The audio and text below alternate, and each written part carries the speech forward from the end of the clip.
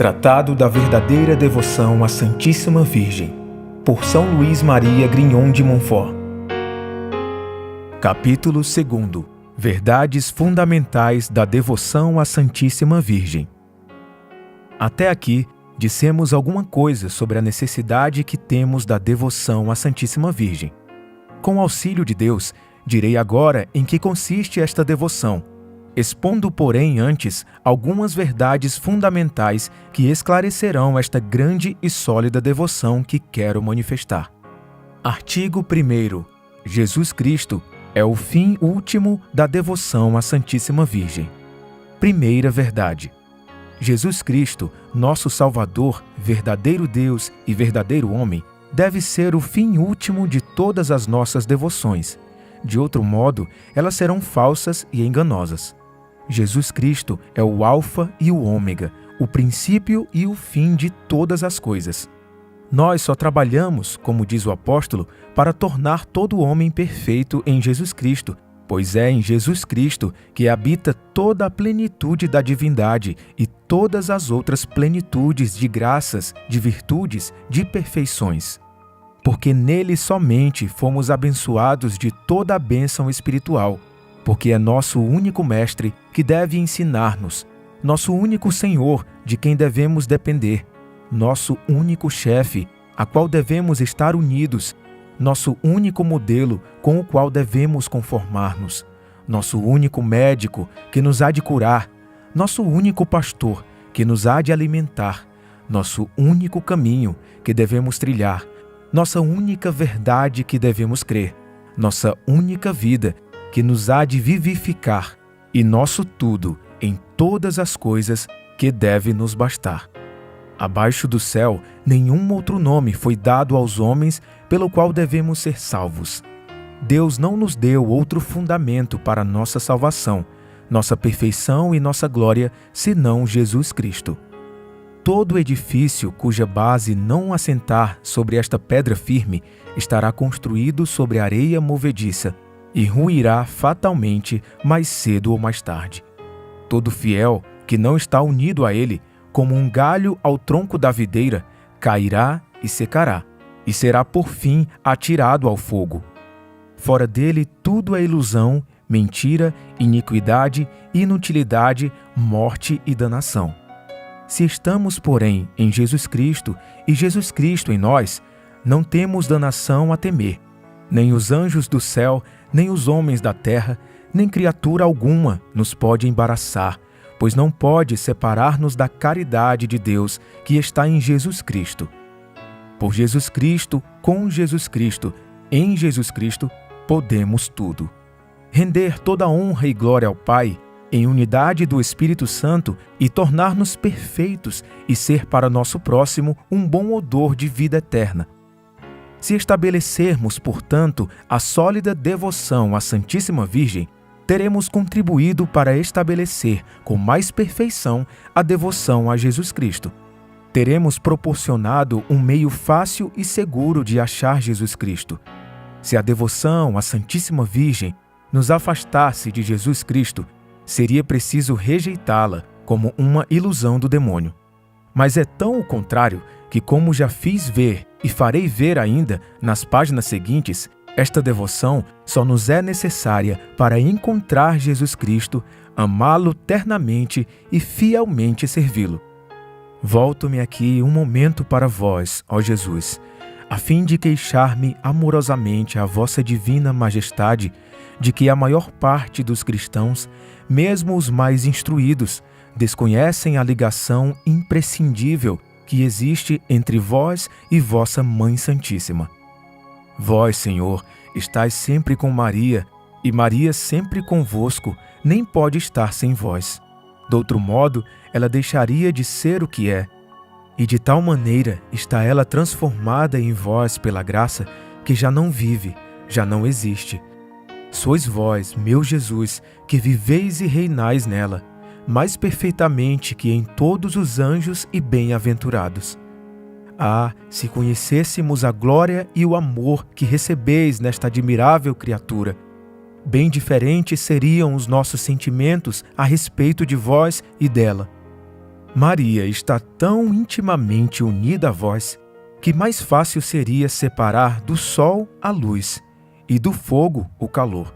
Digo mais, com mais facilidade se separariam de vós os anjos e os santos que a divina Mãe, pois que ela vos ama com mais ardor e vos glorifica com mais perfeição que todas as vossas outras criaturas juntas. Depois disto, meu amável Mestre, não é triste e lamentável ver a ignorância e as trevas em que jazem todos os homens na terra a respeito de vossa Mãe Santíssima? Não falo dos idólatras e pagãos, que não vos conhecendo, também não se importam de conhecê-la.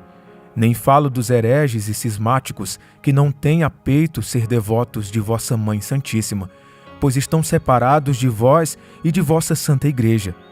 Falo, porém, dos cristãos católicos, e mesmo de doutores entre os católicos que exercem a profissão de ensinar aos outros a verdade, e, no entanto, não vos conhecem nem a vossa Mãe Santíssima, a não ser de um modo especulativo, seco, estéril e indiferente. Estes senhores raras vezes falam de Maria e da devoção que se lhe deve ter, porque receiam que se abuse dessa devoção e que vos ofenda, honrando excessivamente vossa Mãe Santíssima. Se veem ou ouvem algum devoto da Santíssima Virgem falar muitas vezes, de um modo terno, forte e persuasivo, da devoção a esta boa Mãe, como de um meio seguro e sem ilusão, de um caminho curto e sem perigo, de uma via imaculada e sem imperfeição, e de um segredo maravilhoso para chegar a vós e vos amar perfeitamente, clamam contra ele e lhe apresentam 1000 razões falsas para provar-lhe que não é necessário falar tanto a respeito da Santíssima Virgem, que há muito abuso nessa devoção, que é preciso empenhar-se em destruir e aplicar-se em falar sobre vós, em vez de favorecer a devoção à Virgem Maria, a quem o povo já ama suficientemente.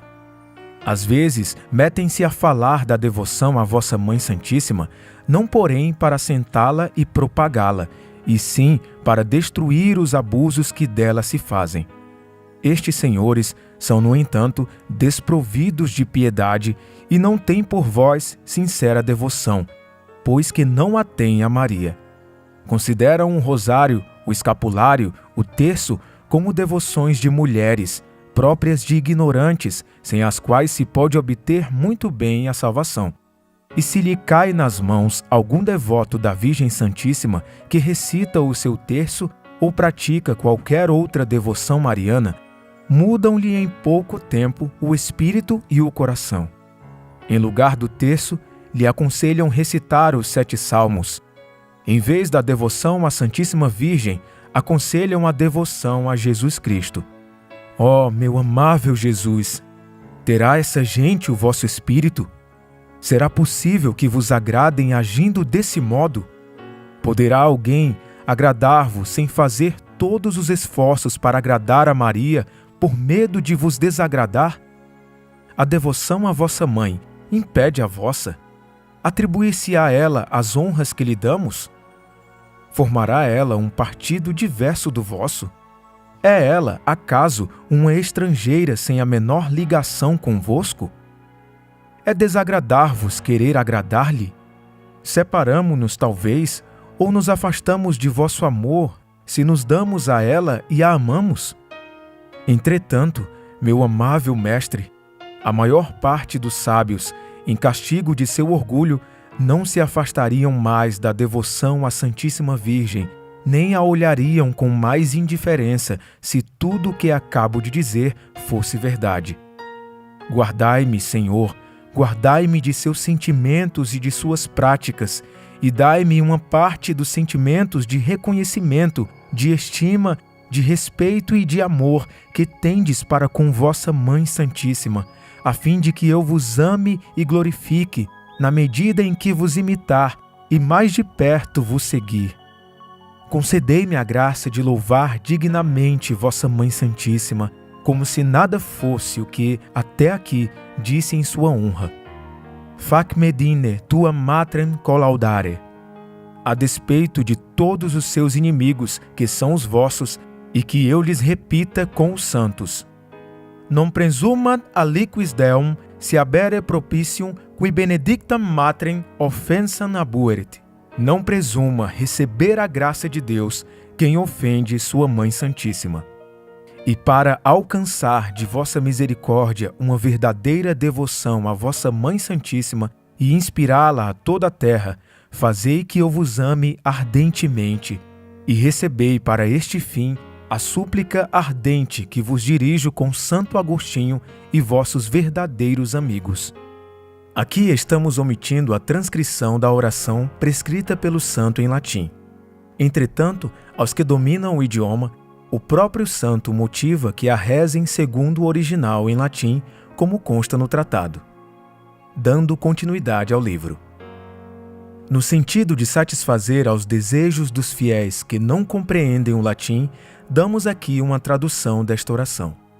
Vós sois, ó Jesus, o Cristo, meu Pai Santo, meu Deus misericordioso, meu Rei infinitamente grande, sois meu bom pastor, meu único mestre, meu auxílio cheio de bondade, meu bem-amado de uma beleza maravilhosa, meu pão vivo, meu sacerdote eterno, meu guia para a pátria, minha verdadeira luz, minha santa doçura, meu reto caminho, sapiência minha preclara, minha pura simplicidade, minha paz e concórdia.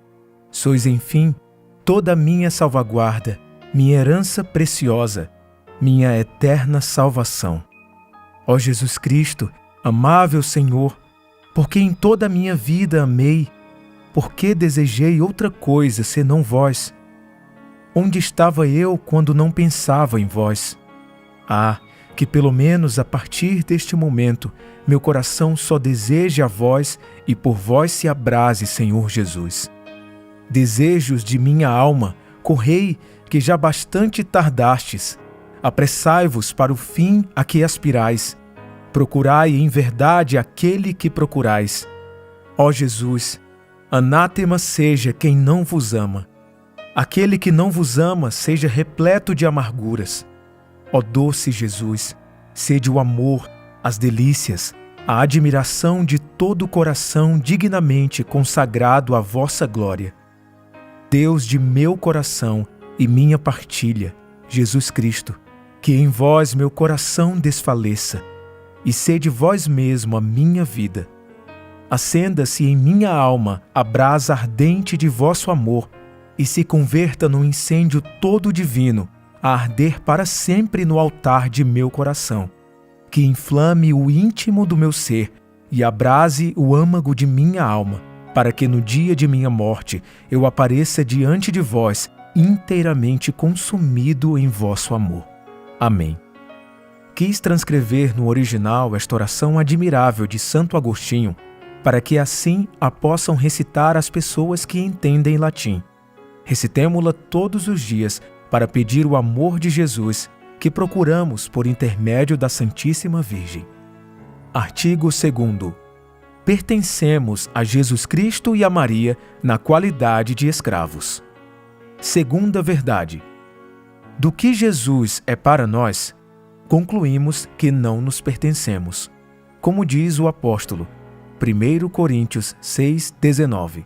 E sim a Ele inteiramente, como seus membros e seus escravos, comprados que fomos por um preço infinitamente caro, o preço de seu sangue.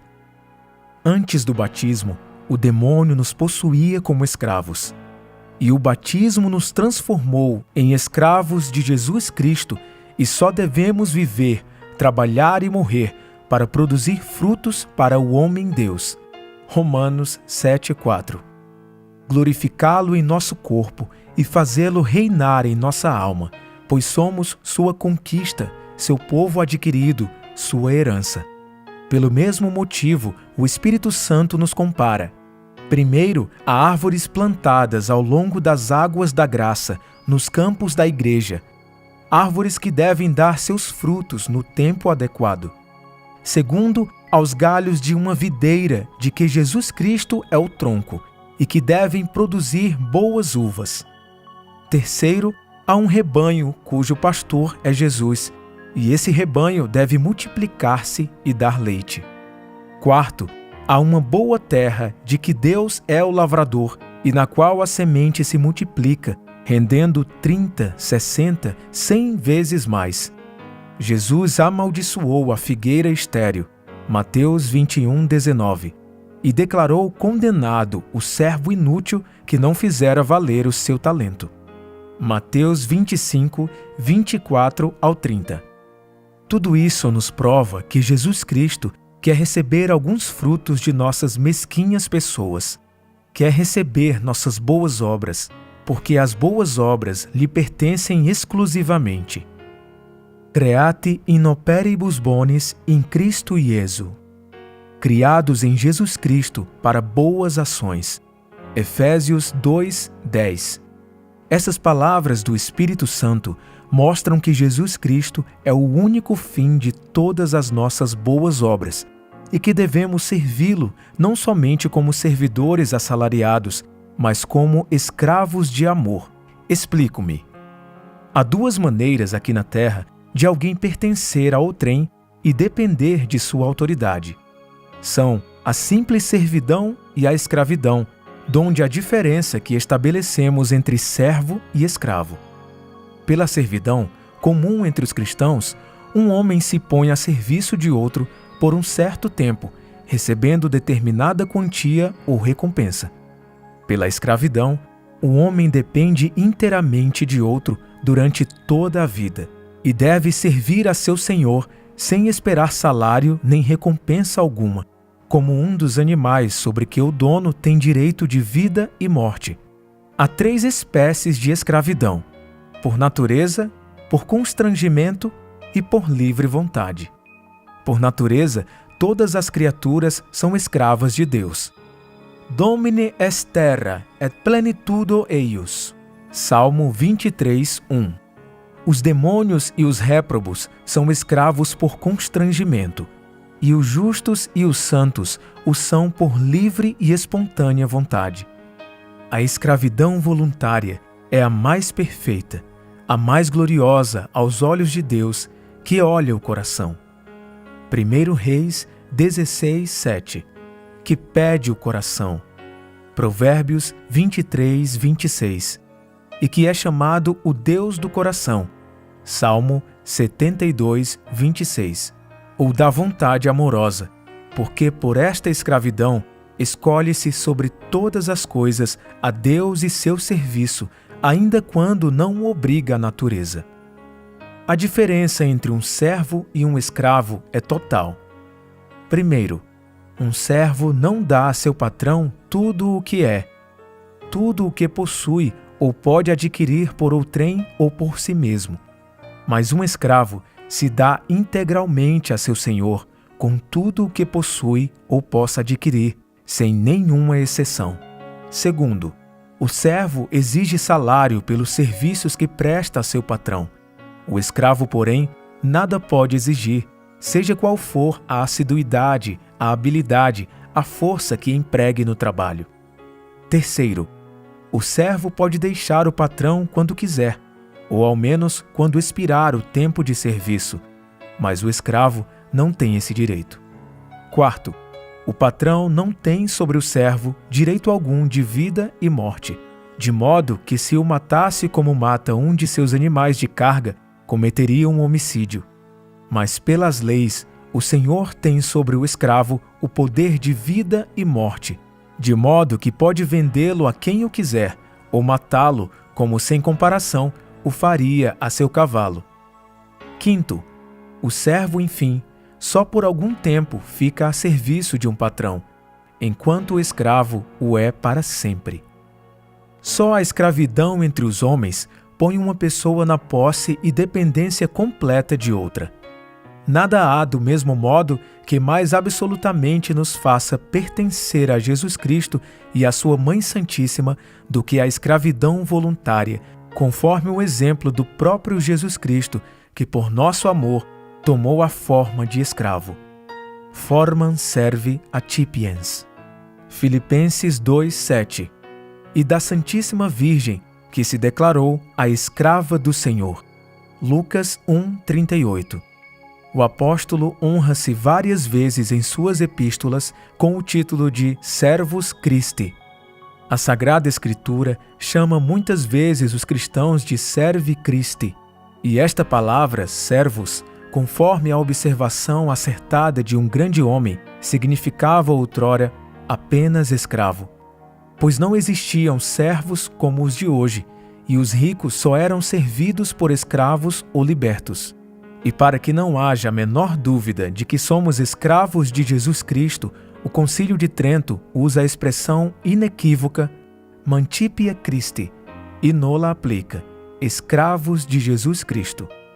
Isto posto, digo que devemos pertencer a Jesus Cristo e servi-lo não só como servos mercenários, mas como escravos amorosos que, por efeito de um grande amor, se dedicam a servi-lo como escravos pela honra exclusiva de lhe pertencer. Antes do batismo, éramos escravos do demônio. O batismo nos fez escravos de Jesus Cristo. Importa, pois, que os cristãos sejam escravos ou do demônio ou de Jesus Cristo. O que digo absolutamente de Jesus Cristo, digo-o também da Virgem Maria, pois Jesus Cristo, escolhendo-a para sua companheira inseparável na vida, na morte, na glória, em seu poder no céu e na terra, deu-lhe pela graça, relativamente à sua majestade, os mesmos direitos e privilégios que ele possui por natureza. Quid Deo convenit per naturam, Mariae convenit per gratiam. Tudo que convém a Deus pela natureza, convém a Maria pela graça, dizem os santos. Assim, conforme este ensinamento, pois que ambos têm a mesma vontade e o mesmo poder, têm também os mesmos súditos, servos e escravos. Podemos, portanto, seguindo a opinião dos santos e de muitos doutos, dizer-nos e fazer-nos escravos da Santíssima Virgem, para deste modo nos tornarmos mais perfeitamente escravos de Jesus Cristo. A Santíssima Virgem é o meio de que nosso Senhor se serviu para vir a nós, e é o meio de que nos devemos servir para ir a Ele. Bem diferente é ela das outras criaturas, as quais, se a elas nos apegarmos, poderão antes nos afastar que nos aproximar de Deus. A mais forte inclinação de Maria é nos unir a Jesus Cristo, seu divino Filho, e a mais forte inclinação do Filho é que vamos a Ele por meio de sua Mãe Santíssima. E isto é para Ele tanta honra e prazer, como seria para um rei honra e prazer, se alguém, para tornar-se mais perfeitamente seu escravo, se fizesse escravo da rainha. Eis porque os santos padres, e São Boaventura com eles, dizem que a Santíssima Virgem é o caminho para chegar a nosso Senhor. Via veniendi ad Christum, esta propinquare ad illam. Além disso, se a Virgem Santíssima, como já disse, é a Rainha e Soberana do céu e da terra, imperio Dei omnia subitiuntur et Virgo, et imperio Virginis omnia subitiuntur et Deus. Ao poder de Deus, tudo é submisso, até a Virgem. Ao poder da Virgem, tudo é submisso, até Deus. Dizem Santo Anselmo, São Bernardo, São Boaventura. Não possui ela tantos súditos e escravos quantas criaturas existem? Não é razoável que entre tantos escravos por constrangimento haja alguns por amor que de boa vontade e na qualidade de escravos escolham Maria para sua soberana?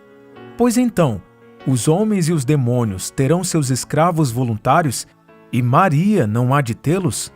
Seria desonra para um rei se a rainha, sua companheira, não possuísse escravos sobre os quais tivesse direito de vida e morte, pois a honra e o poder do rei são a honra e o poder da rainha. E pode-se acreditar que nosso Senhor, o melhor de todos os filhos, que deu à sua Mãe Santíssima parte de todo o seu poder, considere um mal ter ela escravos? Terá ele menos respeito e amor à sua mãe do que teve Assuero a Esther e Salomão a Betsabé? Quem ousaria dizê-lo ou pensá-lo sequer? Mas onde me leva minha pena? Por que me detenho aqui a provar uma coisa tão evidente? Se alguém recusa confessar-se escravo de Maria, que importa? Que se faça e se diga escravo de Jesus Cristo. É o mesmo que ser escravo da Santíssima Virgem, pois Jesus é o fruto e a glória de Maria. E isto se faz perfeitamente pela devoção de que falaremos a seguir. Artigo 3º. Devemos despojar-nos do que há de mal em nós. Terceira verdade. Nossas melhores ações são ordinariamente manchadas e corrompidas pelo fundo de maldade que há em nós. Quando se despeja água limpa e clara em uma vasilha suja que cheira mal, ou quando se põe vinho em uma pipa cujo interior está azedado por outro vinho que aí antes se depositara, a água límpida e o vinho bom adquirem facilmente o mau cheiro e o azedume dos recipientes. Do mesmo modo, quando Deus põe no vaso de nossa alma, corrompido pelo pecado original e pelo pecado atual, suas graças e orvalhos celestiais, ou o vinho delicioso de seu amor, estes dons divinos ficam ordinariamente estragados ou manchados pelo mau germe e mau fundo que o pecado deixou em nós. Nossas ações, até as mais sublimes virtudes, disto se ressentem. É, portanto, de grande importância para adquirir a perfeição, que só se consegue pela união com Jesus Cristo, despojar-nos de tudo que de mal existe em nós. Do contrário, nosso Senhor, que é infinitamente puro e odeia infinitamente a menor mancha na alma, nos repelirá e de modo algum se unirá a nós. Para despojar-nos de nós mesmos, é preciso conhecer primeiramente e bem, pela luz do Espírito Santo, nosso fundo de maldade, nossa incapacidade para todo bem, nossa fraqueza em todas as coisas, nossa inconstância em todo tempo, nossa indignidade de toda graça e nossa iniquidade em todo lugar. O pecado de nossos primeiros pais nos estragou completamente. Nos azedou, inchou e corrompeu, como o fermento azeda, incha e corrompe a massa em que é posto. Os pecados atuais que cometemos, sejam mortais ou veniais, perdoados que estejam, aumentam em nós a concupiscência, a fraqueza, a inconstância e a corrupção, deixando maus traços em nossa alma. Nosso corpo é tão corrompido que o Espírito Santo, Romanos 6,6, Salmo 57, o chama corpo do pecado, concebido no pecado, nutrido no pecado, e só apto para o pecado, corpo sujeito a 1000 males, que se corrompe sempre mais cada dia, e que só engendra a doença, os vermes, a corrupção. Nossa alma, unida ao corpo, tornou-se tão carnal que é chamada carne. Toda a carne tinha corrompido o seu caminho. Gênesis 6,12. Toda nossa herança é orgulho e cegueira no espírito, endurecimento no coração, fraqueza e inconstância na alma, concupiscência, paixões revoltadas e doenças no corpo. Somos naturalmente mais orgulhosos que os pavões, mais apegados à terra que os sapos, mais feios que os bodes, mais invejosos que as serpentes, mais glutões que os porcos, mais coléricos que os tigres, e mais preguiçosos que as tartarugas, mais fracos que os caniços, e mais inconstantes do que um catavento. Tudo que temos em nosso íntimo é nada e pecado, e só merecemos a ira de Deus e o inferno eterno. Depois disto, por que nos admirar de ter nosso Senhor dito que quem quisesse segui-lo devia renunciar a si mesmo e odiar a própria alma, que aquele que amasse sua alma a perderia e quem a odiasse se salvaria? João 12:25. A sabedoria infinita, que não dá ordem sem motivo, só ordena que nos odiemos porque somos grandemente dignos de ódio. só Deus é digno de amor, enquanto nada há mais digno de ódio do que nós. Em segundo lugar, para despojar-nos de nós mesmos, é preciso que todos os dias morramos para nós, isto é, importa renunciarmos às operações das faculdades da alma e dos sentidos do corpo. Precisamos ver como se não víssemos, ouvir como se não ouvíssemos, servir-nos das coisas deste mundo como se não o fizéssemos. Conforme 1 Coríntios, capítulo 7, dos versículos 29 ao 31. O que São Paulo chama morrer todos os dias. Quotidie morior. 1 Coríntios 15, 31. Se o grão de trigo, caindo na terra, não morrer, fica só, e não produz fruto apreciável. Nisi granum frumente, cadens in terra mortum fuert, ipsum solum manet. João 12, 24, 25. Se não morrermos a nós mesmos, e se as mais santas devoções não nos levarem a esta morte necessária e fecunda, não produziremos fruto que valha. Nossas devoções serão inúteis. Todas as nossas obras de justiça ficarão manchadas por nosso amor próprio e por nossa própria vontade, e Deus abominará os maiores sacrifícios e as melhores ações que possamos fazer. Na hora da nossa morte, teremos as mãos vazias de virtudes e de méritos, e não brilhará em nós a menor centelha do puro amor, que só é comunicado às almas mortas a si mesmas, almas cuja vida está oculta com Jesus Cristo em Deus. Colossenses 3:3. Em terceiro lugar, é preciso escolher entre todas as devoções à Santíssima Virgem a que nos leva com mais certeza a este aniquilamento do próprio eu. Esta será a devoção melhor e mais santificante, pois é mister reconhecer que nem tudo que luz é ouro, nem tudo que é doce é mel, e nem tudo que é fácil de fazer e praticar é o mais santificante. Do mesmo modo que a natureza tem segredos para fazer em pouco tempo, sem muitos gastos e com facilidade, certas operações naturais, há segredos na ordem da graça, pelos quais se fazem em pouco tempo, com doçura e facilidade, operações sobrenaturais, como despojar-nos de nós mesmos, encher-nos de Deus e tornar-nos perfeitos. A prática que quero revelar é um desses segredos da graça, desconhecido da maior parte dos cristãos, conhecido de poucos devotos, praticado e apreciado por um número bem diminuto. Antes de abordar esta prática, apresento uma quarta verdade que é consequência da terceira. Artigo 4º. Temos necessidade de um medianeiro junto do próprio medianeiro que é Jesus Cristo. Quarta verdade. É muito mais perfeito, porque é mais humilde, tomar o medianeiro para nos aproximarmos de Deus.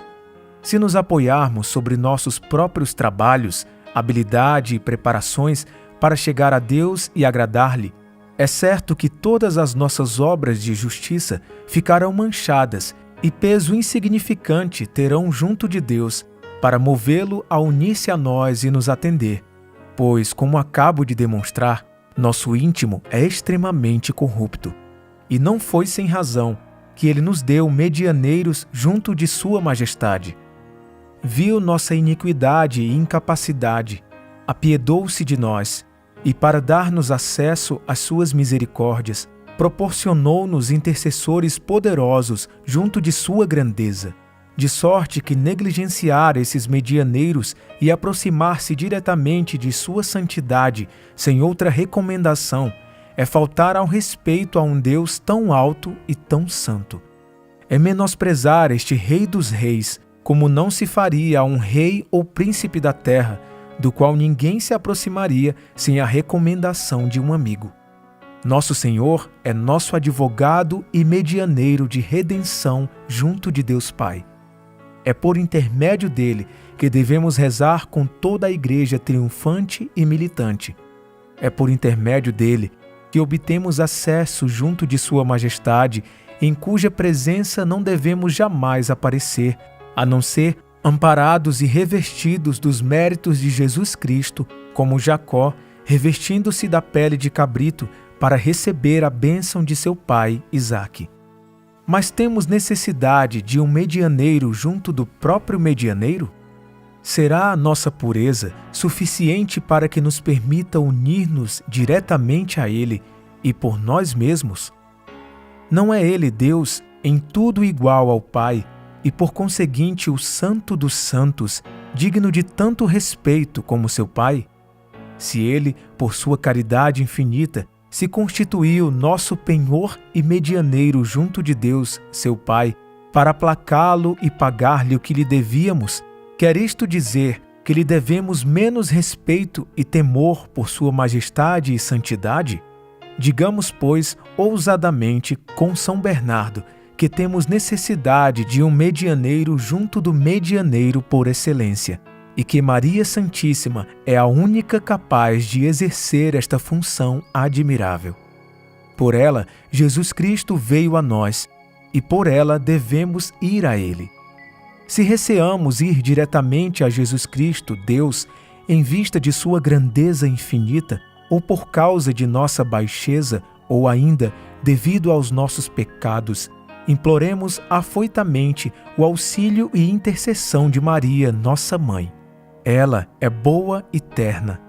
Nela não há severidade nem repulsa. Tudo nela é sublime e brilhante. Contemplando-a, vemos nossa pura natureza. Ela não é o sol, que pela força de seus raios nos poderia deslumbrar em nossa fraqueza, mas é bela e suave como a lua. Cântico 6:9, que recebe a luz do sol e a têmpera para que possamos suportá-la.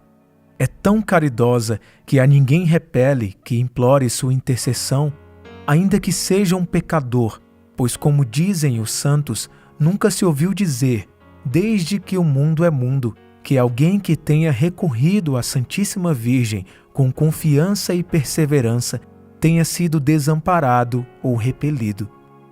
Ela é tão poderosa que jamais foi desatendida em seus pedidos.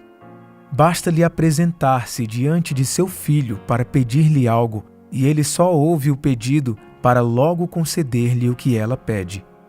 É sempre amorosamente vencido pelos seios, pelas entranhas e pelas preces de sua querida mãe. Tudo isto é tirado de São Bernardo e de São Boaventura. De acordo com suas palavras, temos 3 degraus a subir para chegar a Deus. O primeiro, mais próximo de nós e mais conforme à nossa capacidade, é Maria. O segundo é Jesus Cristo. E o terceiro é Deus Pai.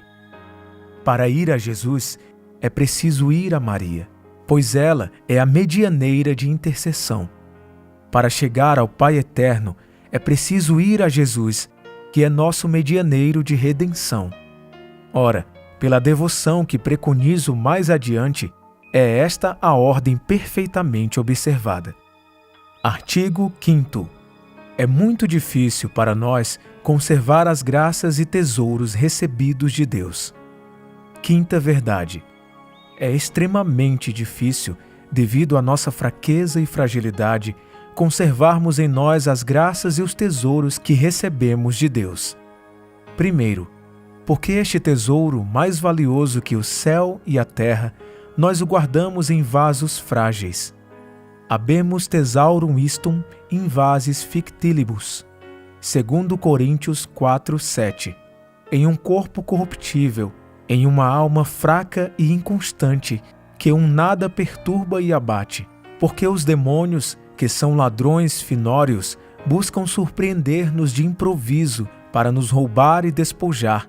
Espreitam dia e noite o momento favorável a seu desígnio, andam incessantemente ao redor de nós, prontos a devorar-nos. Conforme 1 Pedro, capítulo 5, versículo 8. E pelo pecado, arrebatar-nos num momento tudo que em longos anos conseguimos alcançar de graças e méritos. E tanto mais devemos temer esta desgraça, sabendo quão incomparável é sua malícia, sua experiência, suas astúcias e seu número.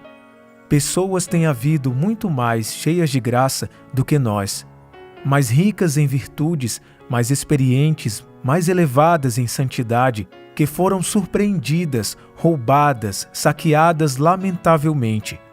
Ah, quantos cedros do Líbano, quantas estrelas do firmamento se têm visto cair miseravelmente, perdendo em pouco tempo toda a sua altivez e claridade. A que atribuir tão estranha mudança? Não foi falta de graça, pois a graça não falta a ninguém. Foi falta de humildade. Essas pessoas acreditavam-se mais fortes e suficientes do que eram na realidade.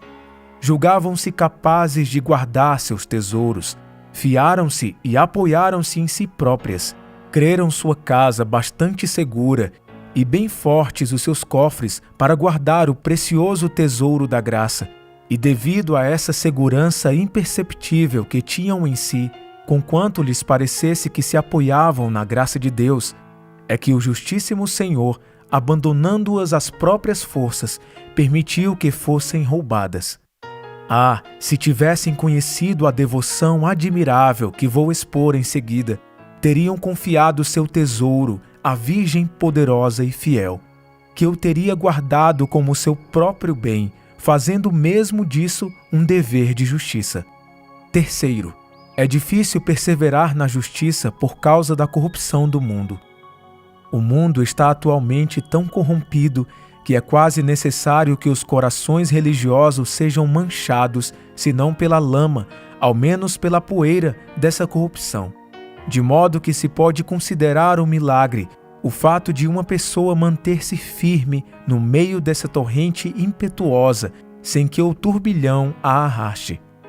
No meio desse mar tempestuoso, sem que o furor das ondas a submerja ou a pilhem os piratas e corsários. No meio desse ar empestado, sem que os miasmas a contaminem.